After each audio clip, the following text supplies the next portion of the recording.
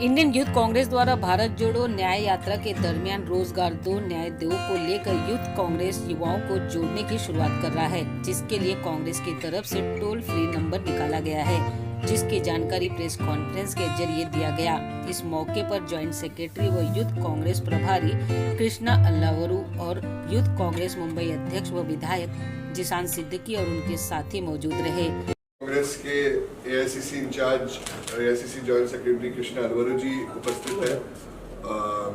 हमारे महाराष्ट्र और मुंबई यूथ कांग्रेस के incharge Uday Chib ji, Indian youth Congress की secretary Surbhi Dwivedi ji, Indian youth Congress के सेक्रेटरी अखिलेश यादव जी और मैं खुद आमदार और मुंबई प्रदेश युवा कांग्रेस का अध्यक्ष जिशान बाबर सिद्दीकी। आज हम आप सब के बीच में भारत जोड़ो न्याय यात्रा के बारे में कुछ इन्फॉर्मेशन देने आए हैं और आपसे चर्चा करने आए हैं। खास तौर पर दिल्ली से कृष्णा अल्लावरू जी आए हैं जो आप सबको संबोधित करेंगे। सबका नमस्कार, सबका स्वागत। भारतीय युवा कांग्रेस सारे हिंदुस्तान में रोजगार दो न्याय दो की मुहिम शुरू कर चुकी है। आज मुंबई में महाराष्ट्र यूथ कांग्रेस और मुंबई यूथ कांग्रेस दोनों इस मुहिम को महाराष्ट्र और मुंबई में शुरू करने वाले हैं और आने वाले दिनों में इसको महाराष्ट्र के मुंबई से लेकर हर कोने कोने तक ले जाने का काम हम करेंगे। भारत जोड़ो न्याय यात्रा कांग्रेस पार्टी ने और राहुल गांधी जी ने मणिपुर से लेकर मुंबई तक शुरू की है। ये देश में हो रहे अलग अलग अन्याय के खिलाफ राहुल गांधी जी और कांग्रेस पार्टी जनता की आवाज बनकर जनता के बीच सड़कों पर उतर रही है। देश में आज सबसे बड़े अन्याय में से एक बेरोजगारी है। युवा का शायद सबसे बड़ा मुद्दा बेरोजगारी है। इसी मुद्दे को लेकर, इसी मांग को लेकर, इस बेरोजगारी के अन्याय के खिलाफ आवाज उठाने के लिए रोजगार दो न्याय दो की मुहिम हमने शुरू की है और इस मुहिम को हर युवा की आवाज बनकर हम जनता के बीच लेके जाएंगे और रोजगार का न्याय मांगेंगे। सर, कैसी होगी महाराष्ट्र में, खासकर मुंबई में इसकी रूपरेखा कैसी होगी, किस तरीके से और कब से ये शुरू होने वाला है? इसका नेशनल लॉन्चिंग हमने दिल्ली से किया था जब हमारी राष्ट्रीय कार्यकारिणी हुई थी। इसके मुख्य 3-4 पहलू हैं, तो सारे देश में ऐसे चलेगा। महाराष्ट्र में भी ऐसे ही कुछ काम होंगे। सबसे पहले रोजगार के इर्द गिर्द आंदोलन, एजिटेशन, घेराव रहेगा। अभी जैसे हम बात कर रहे हैं वैसे बाहर महाराष्ट्र युवा कांग्रेस तलाटी घोटाले के खिलाफ आंदोलन कर रही है।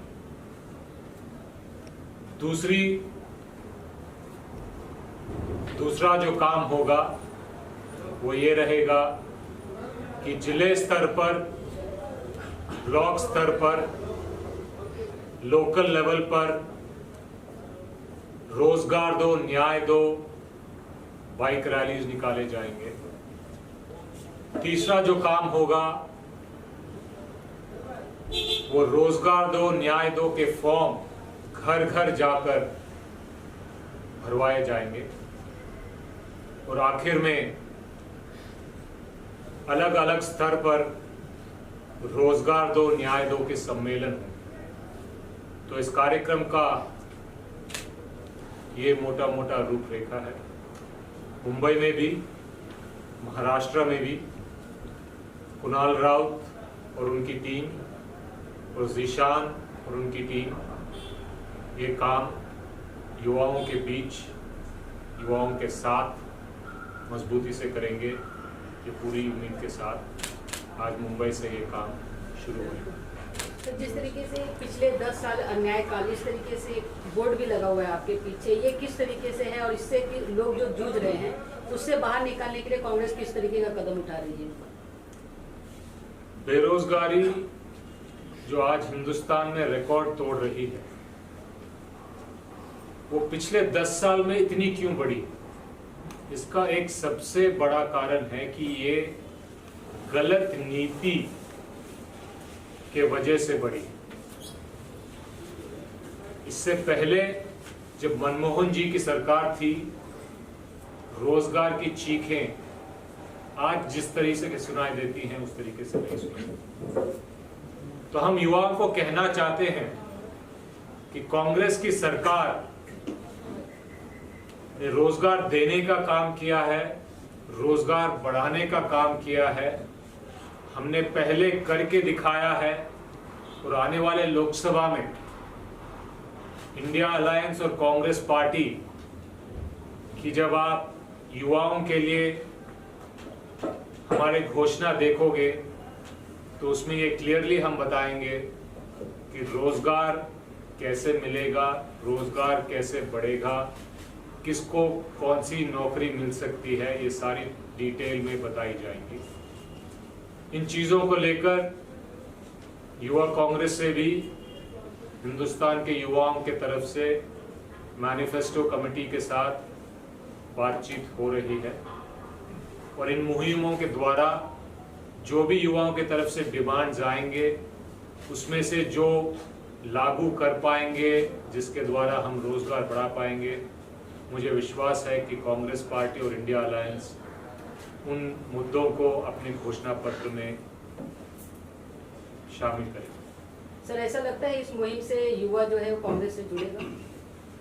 युवा का मुद्दा है, उनकी परेशानी है, उनका दर्द है, उनका भविष्य है।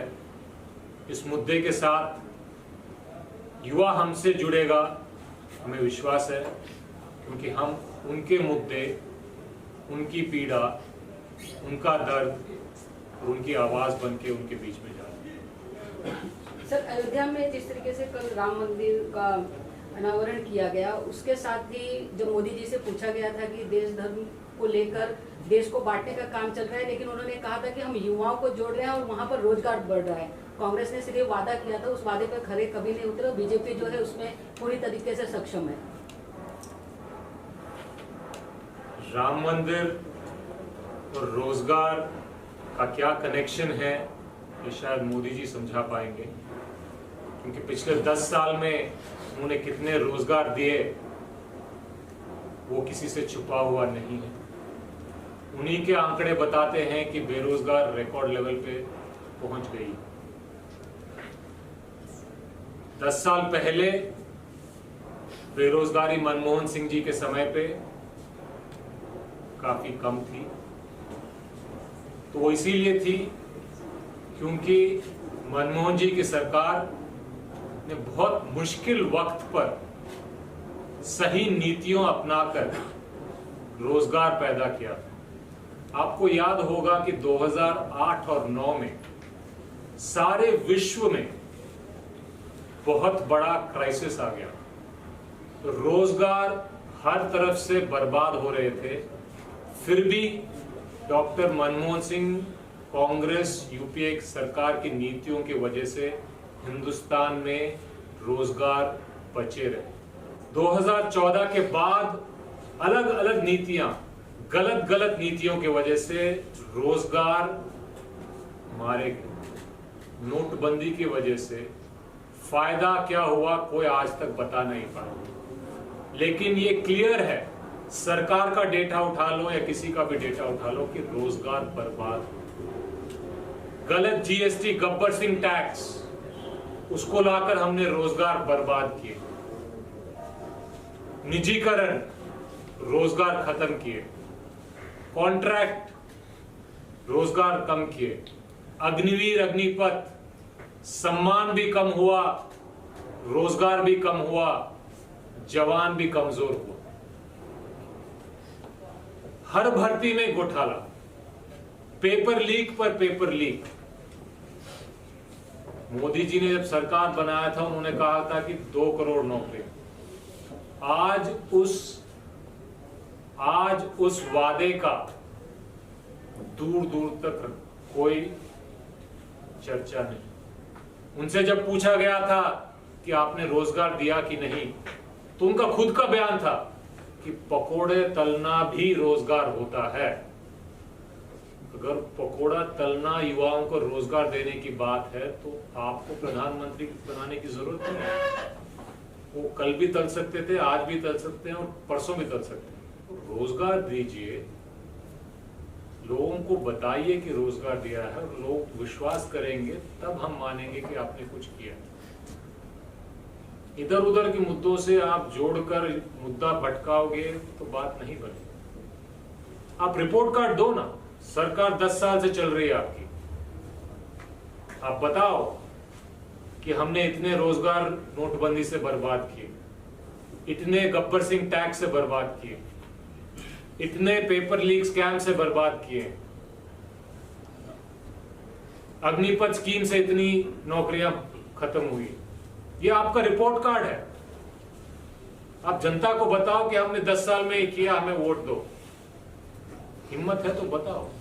आपके काम है ना, आपके काम पे वोट मांगोगे ना। आप बताओ कि सिलेंडर को 400 से लेकर हमने 1200 कर दिया, वोट दो। आप बताओ कि हमने शिक्षा का निजीकरण करके महंगा कर दिया, हमें वोट दो।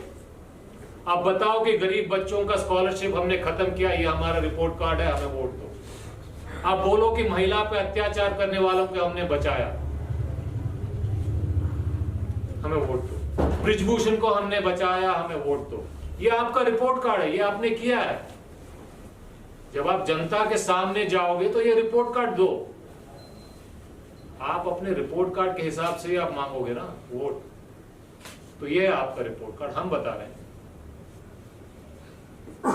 अगर कुछ गलत बता रहे हैं तो आप हमें टोकिए, अगर सही बता रहे हैं तो आप बोलिए कि हमने ये काम किया है। युवाओं की बात की जा रही है, युवाओं को जोड़ने की बात की जा रही है। पीछे अगर देखें तो कई युवा जो है वो कांग्रेस छोड़ने को मजबूर है। उसके लिए किस तरह के कदम उठाए जा रहे हैं और उसके पीछे कारण क्या मानते हैं आप? कांग्रेस पार्टी में युवा कितने छोड़ रहे हैं, तो कितने जुड़ रहे हैं, वो मैं बता सकता हूं। यूथ कांग्रेस में हर प्रदेश में लाखों के तादाद में युवा हमसे जुड़ रहे हैं। मैं पिछले कई साल से यूथ कांग्रेस का राष्ट्रीय प्रभारी हूं, और जो मुश्किल समय माना जाता है उसमें भी मैंने प्रदेश के पीछे प्रदेश पे लाखों की मेंबरशिप ली। तो युवा में कांग्रेस पार्टी के प्रति, युवा कांग्रेस के प्रति उत्साह है। ये युवा ने खुद, आम युवा ने खुद बढ़ चढ़ कर संगठन से जुड़कर अपनी पसंद बयान की। जी सर, आपसे जानना चाहेंगे, कई बार ऐसा देखा गया कि कांग्रेस ने लीडर बनाने के लिए जिस तरीके से बहुत सारे मुहिम निकाले थे, एक लीडर बनाना और फिर उसके बाद कई सारे कंपटीशन किए गए थे, तो उसमें कितने लोग अब तक युवा जुड़े हैं आप लोगों से? देखिए, आज अगर हम भारतीय युवा कांग्रेस की बात करें तो हम सब नीचे के स्तर से ऊपर आए हैं, ग्रास रूट लेवल से ऊपर आए हैं, और काफ़ी प्रतियोगिता आप सबके सामने भी हमने रखी है, जैसे यंग इंडिया बोल हो गए या अलग अलग तरीकों से। तो ये सब माध्यम है जो लोग नॉन पॉलिटिकल है, नॉन पॉलिटिकल बैकग्राउंड से आते हैं, उन सबको एक मंच देने का हमने कई कार्यक्रम हमारे राज्य में भी किए हैं, महाराष्ट्र में, मुंबई में भी किए हैं, और मुंबई से कई लोग का सिलेक्शन होके दिल्ली में भी उनका प्रदर्शन हुआ है। तो मैं यही यकीन करता हूँ कि काफ़ी नॉन पॉलिटिकल बैकग्राउंड के जो परिवार हैं उनसे काफ़ी लोग सामने आए हैं, और इससे पार्टी को बहुत फायदा हुआ है। अब ये नया मुहिम आप लोग शुरू करें तो कितनी उम्मीद है कि युवा इससे जुड़ेंगे और उनकी जो मन की बातें खुलकर बाहर आएगी? देखिए, मुझे लगता है कि रोजगार सबसे ज़्यादा महत्वपूर्ण मुद्दा है पूरे राज्य में, पूरे देश में, और हर युवा का यही सपना है कि वो रोजगार उसे मिले, वो अपने परिवार को संभाल सके, अपने परिवार के लिए कुछ कर सके। और अगर उसको रोजगार मिलता है तो ये चीज़ कर सकता है, हमारे देश का प्रगति हो सकती है, आर्थिक स्थिति हमारी बढ़ सकती है। तो मुझे लगता है कि जो युवाओं को अगर हम रोजगार देने की बात करें, पहले भी हमने मांग की थी कि एक नेशनल रजिस्टर अनएम्प्लॉयड लोगों का हो, और उसमें भी हमारे पास बहुत सारे लोग आए थे, उन्होंने उनकी पीड़ा हमको बताई थी कि ये उनके पास प्रॉब्लम्स है। तो मुझे लगता है रोजगार एक बहुत ही महत्वपूर्ण मुद्दा है, और इससे हम यंग जनरेशन में कनेक्ट ज़्यादा से ज़्यादा लोग हमारे साथ जुड़ेंगे। सर, युवाओं को कोई मैसेज देना चाहे, आप मुहिम शुरू करें उसको लेकर? देखिए, रोजगार देने से अच्छा मुझे नहीं लगता है कि कोई भी मैसेज होगा।